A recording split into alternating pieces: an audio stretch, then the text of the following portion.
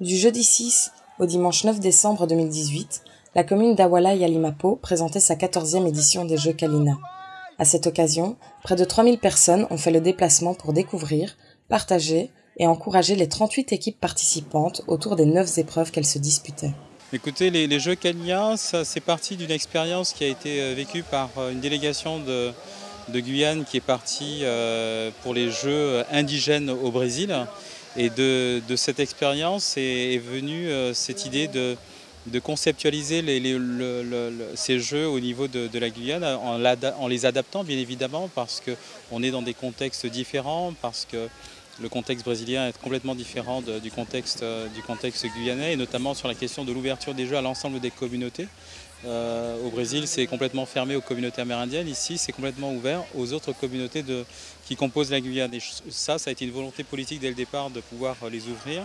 Et pour nous, aujourd'hui, au bout de 14 ans de pratique et d'exercice, on se rend bien compte que cette alchimie, elle a vraiment pris et qu'elle donne le résultat escompté que l'on avait souhaité dès le départ. Oui.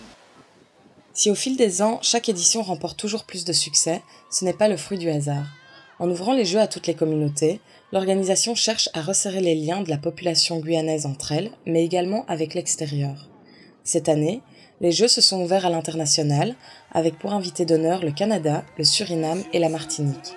Le but, que les Jeux Kalina deviennent un rendez-vous d'inter-échange entre communautés, avec au programme du sport, du folklore et du partage.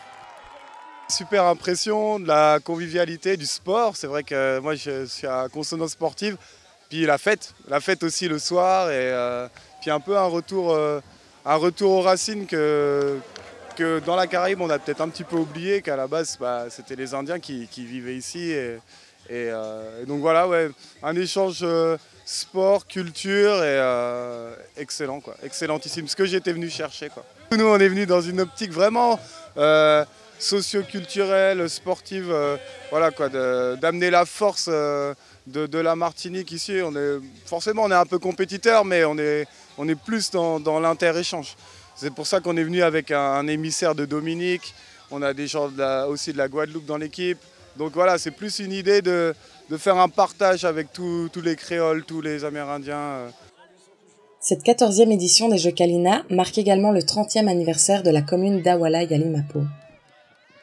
Le 31 décembre 1988, l'État a accordé donc à cette partie du territoire de la Guyane donc une autonomie de gestion sous forme d'administration communale. Ça vient essentiellement des premières revendications au début des années 80, notamment en 1984, où les Amérindiens, ici même rassemblés à Awala Yalimapo, se sont adressés au gouvernement français pour faire remonter un certain nombre de revendications, et notamment sur la question des terres. Et une des réponses apportées, en tout cas à cette partie du territoire de la Guyane, ça a été effectivement la création de la commune d'Awala Yalimapo. Jeux Kalina, Nuit du Sampula ou Journée du Kachilipo, autant d'événements qui font d'Awala Yalimapo l'exemple d'une commune qui, chaque année, axe son développement territorial sur son patrimoine matériel et immatériel pour permettre des moments de rencontre entre Guyanais, mais également entre cultures voisines, afin de toujours faire un pas de plus vers une véritable cohésion sociale universelle.